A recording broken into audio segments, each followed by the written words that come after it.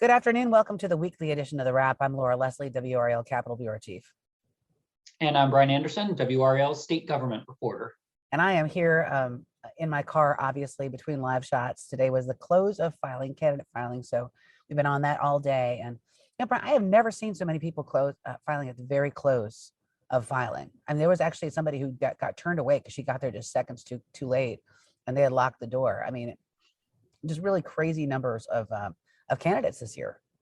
It's 2022. There's a lot of things I haven't seen before that are happening. We've got dozens and dozens of candidates, and in some primaries, I think it's even 8 or 9 candidates deep.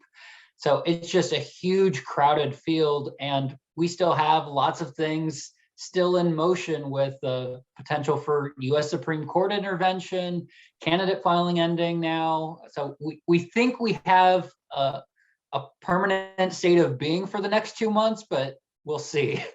We'll see. Well, I talked to Karen Brinson Bell. She's the state elections director. I talked to her today about, the Supreme Court, what happens if they decide to weigh in? What happens if they decide to delay the election so they can consider the challenge, or, what if they go back to the other maps? I don't know.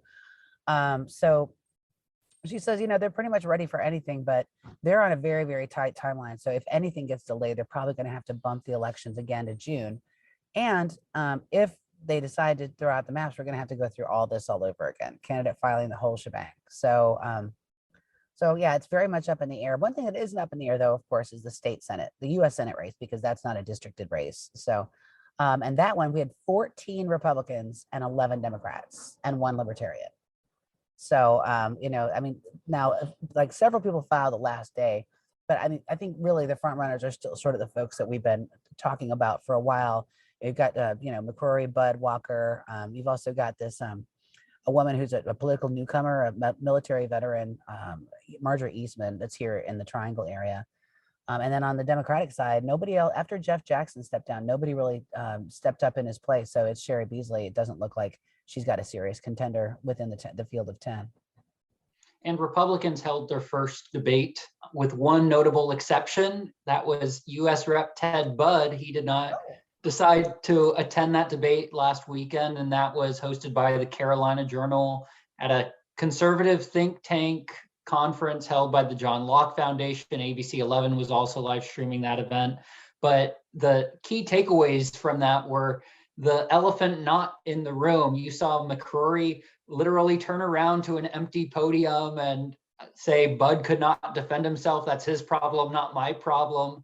Other candidates weighed in, and Bud's campaign has said, we're not going to entertain the conversation of a debate until candidate filing ends. And as of noon Friday, it has ended. We know the candidates, and we'll see what the next steps are for the Senate candidates from there.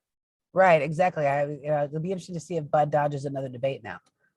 And Sherry Beasley is pretty much the presumptive Democratic nominee because, like you said, Jeff Jackson, he exited that race a few months ago, and now he is a congressional candidate in the new 14th district, which covers parts of Mecklenburg and Gaston County. And Jackson is, of course, a state senator who represents Mecklenburg County. So he's familiar with that area. It's a strong Democratic leaning seat that he should be fairly safe to win that one. So, so this week, well, obviously we had the close of candidate filing. So lots of really interesting matchups showing up. We saw Sarah Crawford, who is currently serving in the Senate for Wake County. She's shifting down to the House. And then a different Democrat who is not an incumbent is going to run for her district. Is that right? Yeah. And I think if you looked at, we've got 170 races to follow for the legislature. And I think if you had to pick the one that stood out to me, it would be Senate District 47, which is sort of in the western part of the state. And that covers many rural communities and is a Republican stronghold.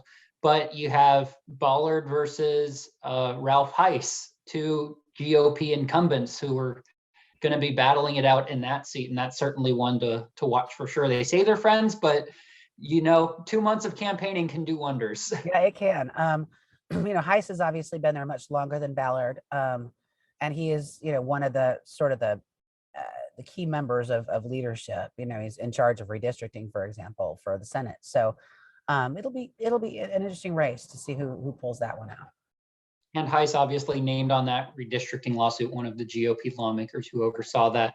And Ballard, a very strong education leader in the state, she tried to help enact a bill last year that I know you've written about that would have sort of limited what teachers can and cannot teach in the classroom.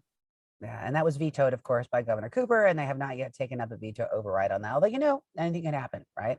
They're coming back next week, and they're talking about possibly trying to do a veto override on his veto of the Free the Smiles bill. That was the bill that basically said that parents could simply opt their kids out of mask requirements in schools.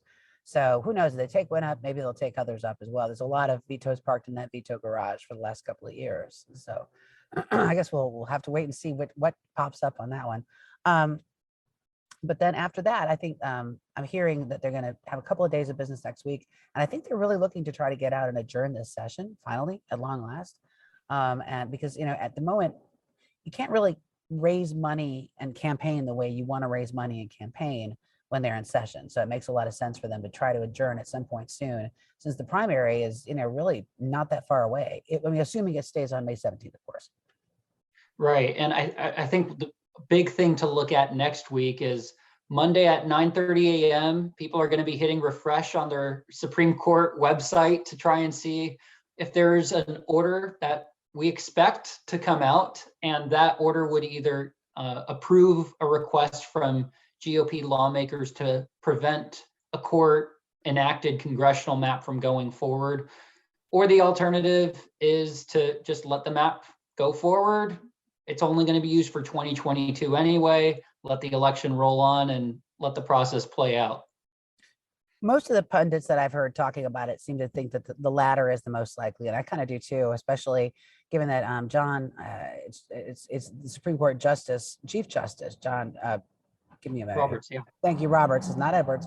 Not that one. John Roberts is the guy who gets those requests for this district. So yeah, I don't know. Do we have a sense though of when he's going to say anything?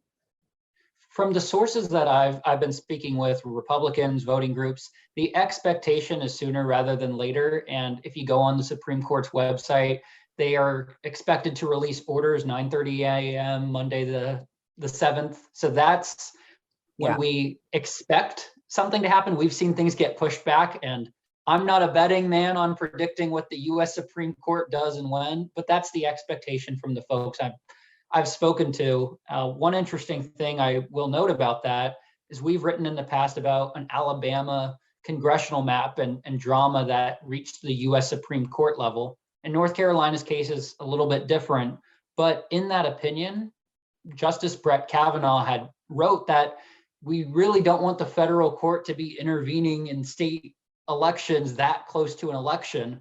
And that was a while back. We're talking about a North Carolina election where candidate filing has already ended. So it would seem to be a reversal if the Supreme Court decided to intervene and strike down the congressional map. Absolutely agree. In the meantime, of course, with the invasion of Ukraine, Governor Roy Cooper came out this week on Monday, I believe it was, and announced that he was issuing basically a divest embargo on Russia. All kinds of, basically saying that the state should be looking at and reviewing and possibly trying to end any contracts that it has with any entities or parties that are Russian or Russian parties that would benefit from it. And so, for example, I think they singled out about 2 or 3 vodkas. And I think you wrote a little bit about that, didn't you? Yeah, there were 3 Russian three vodka companies with ties that could benefit Russian entities, to be specific. Right. And one of them was Hammer and Sickle, and they put out a response saying that, we have some American workers here who could suffer if this order is really carried out and implemented. And where it will really hit North Carolinians is when you go to the ABC store looking for your alcohol and maybe can't find the drink you want. But it is North Carolina has lots of alcohol and lots of brands. So if you don't see 3 from the shelves, maybe you might not notice. Yeah. And, the thing to remember here is that the stuff that was on the shelves that they've taken off the shelves, the state has already paid for that. You know what I mean? That was stuff that was in this, because the state buys it from distributors. It buy it in it's in the warehouse, and then it goes to the ABC stores. So I don't know how much of that we're holding on to, but we're going to be holding on to it for a while. He said this thing is going to remain in effect until there's another order, which I assume won't be until after this conflict ends. And it certainly doesn't show any signs of doing that anytime soon. And North Carolina certainly not alone on the East Coast. You've seen New Hampshire's Governor Chris Sununu take similar steps. Pennsylvania, they've done similar things with their alcohol stores. So Roy Cooper not doing something alone, doing it after some other governors, Republicans and Democrats, have also stepped up to try and push back on Russia here. Right. Also this week, another big hearing in the Medicaid. This is the committee that's looking at studying access to healthcare and Medicaid expansion, as the title of the committee is. Lots of hedges. Exactly, lots of hedges. And the first meeting I wrote about a couple weeks ago, and there were experts that spent quite a bit of time sort of debunking some of the reasons that lawmakers have been using for years to not expand Medicaid. On this week's meeting was a full-on sales pitch. So there were a whole lot of people who were very much in favor of it, and explaining why they think the state should do it now, because it would be advantageous, because the state would get an extra $1.7 billion back from the federal government. It's a special bonus that was included in the American Rescue Plan to sort of prompt states, the 12 states, including us, that have not yet expanded Medicaid, to go ahead and do that. So lawmakers still sounded pretty skeptical at that hearing, but there were certainly a lot of folks explaining why it was a good idea. We'll have to see whether maybe the next meeting includes some more of the folks who don't think it's a good idea.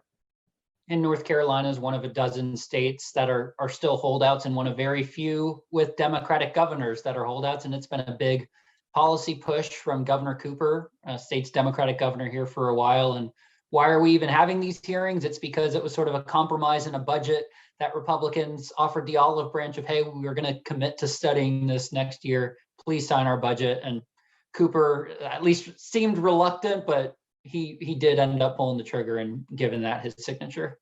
Yeah. And they are, I got to give them credit. They are actually studying it. It's not a complete sort of in name only kind of thing, like sometimes these committees tend to be. They are actually looking at it and hearing from a lot of experts. So their next meeting on that is in just a couple of weeks. Do you think there's the votes for Medicaid expansion at this point? In the Senate, there might be. I mean, Senator Berger said he was willing to put it on the, to consider that as part of the budget. And it's a flip-flop, because it used to be the House was the chamber that might think about it, and the Senate was absolutely not. And so now it's kind of gone the other way. But, what we're being told is that there's a lot of political pressure on Republicans right now, from their very conservative base, about pretty much everything. And they just don't want to do anything that's going to rile up those voters. So this is one of those things that they could take up something later on this year, but it seems like next year would probably be more likely to me. But that's just my best guess. Yeah. And one other thing, we have news that's constantly happening. We're recording on Friday, and early on Friday afternoon, there was a candidacy challenge to Madison Cawthorn, who has been in the ire of some moderate Republicans, certainly in the ire of lots of Democrats, but has strong support from Trump's base. And he was one of the speakers at the January 6th Trump rally shortly before the attack on the US Capitol. And a group of voters had basically said Madison Cawthorn participated in an insurrection, shouldn't be allowed to run as a candidate for Congress. The state board said, we should have the right to at least hear this and adjudicate this under state law. And so Cawthorn appealed to a federal court, basically saying, hey, State Board of Elections, you have no right to hear this. And a federal judge today sided with Cawthorn, and it's a win for him. But as is the case in most things with North Carolina, who knows what appeals will look like. I'm a little bit reluctant to put a period at the end of that sentence right now. And I kind of hate to make everything judicial about politics, but honestly, I mean, the judge is a Donald Trump appointee. So just going to put that out there. So we'll probably be seeing more of Cawthorn soon, because Bo Hines, who is one of his protege pretty much, a political newcomer, has finally settled on what congressional district he's going to run in. And of course, it's going to be the 13th, which is this brand new one that's Southern Wake County, and then it's Joco, a little bit of Wayne, and a little bit of Harnett. So we'll probably be seeing more of Cawthorn during the time as he comes out to campaign for Hines as well. Right, and Cawthorn's in the westernmost district, and he's got a lot of primary challengers from the right. You got Michelle Oh Woodhouse. yeah, And because he said he wasn't going to run, right? So all these people kind of came into the race. well, taking a look back in memory lane, you might remember November, there was a congressional map passed along party lines by Republicans in what was widely expected to be a special seat crafted outside of Charlotte for House Speaker Tim Moore. Madison Cawthorn said, hey, that looks like an attractive seat. It leans more to the GOP. And if I can prevent Moore from running, double bonus. So he ran in that. And that upset some Republicans in the westernmost part of the state. And this new map that a court approved pretty much forced his hands back to the westernmost district, because you can't run with Patrick McHenry in the new 10th as an incumbent, and you can't run in the new 14th where it's a fairly safe seat that Jeff Jackson's likely to win. So Cawthorn now faces lots of opponents in that primary, and it's going to be one big one to watch for sure. And the two that jump out at me are Michelle Woodhouse, who is a local Republican leader there, and also Senator Chuck Edwards, State Senator Chuck Edwards, is actually going to run for that seat. Edwards has had little time to waste on Madison Cawthorn in the last couple of years. He's spoken out against him several times. So it'll be, I think, a fiery primary out there. It'll be very, very interesting to see who takes that seat after all. And on the Democratic side, just outside the Raleigh area in the Triangle, you've got the new 4th district where you have Clay Aiken, Valerie Fauci, Nita Alum, Clay Aiken being a former American Idol star, the other two being local lawmakers, state and locally. So that's going to be an interesting race to sort of see, can a celebrity win? Do voters want someone with a political background? Well, he ran against Renee Elmers and lost before. So he has, but that was a more Republican leaning district. This one, I think the sense is Valerie Fauci is pretty clearly the front runner on this, although Nita Alam is likely to put up a pretty good fight. And I think I'm also interested to watch what happens in the 14th. The 13th. That's the new one, right? Because you've got Wiley Nickel, who had long been kind of trying to decide where he was going to run, says he's going to run in that district. And then kind of at the last minute, 10 o'clock this morning, former Senator Sam Searcy decided to get into that race. And I mean, it was kind of a surprise to a lot of people because he kind of stepped out of politics a couple of years ago. So I think a lot of people were not expecting to see him reemerge. So that'll be they're kind of similar personalities, but I think Cersei's probably a little bit more of a moderate. It'll be very interesting to watch the two of them on the campaign trail, trying to distinguish themselves from each other. And if that's going to be an intense fight, you ain't seen nothing yet until you look at the GOP side of that race, where you have Renee Elmers. And Bo she was Hines. the first. Yeah, she's the first female U.S. Congresswoman to endorse Trump back in the 2016 election cycle. And you also have conservative political newcomer Bo Hines. And Hines is a very staunch Trump ally and actually met with Trump at Mar-a-Lago in December and is trying to sort of curry favor and win an endorsement right now.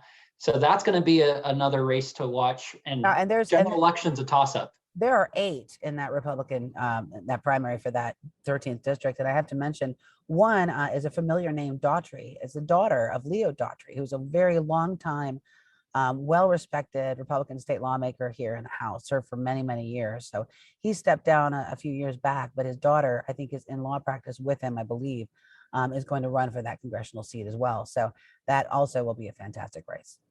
And she'll have some money on her side as well for that. You should. I think that's about all we've got. Am I forgetting anything? Check WRAL.com over this weekend. You might have an interesting story from yours truly that I can't get into quite yet, but if nothing else, you can follow me on Twitter at Bryan R. Anderson, and that's Bryan with a Y. So stay tuned for some more fun stories ahead. All right. Thanks a lot. We'll see you next week.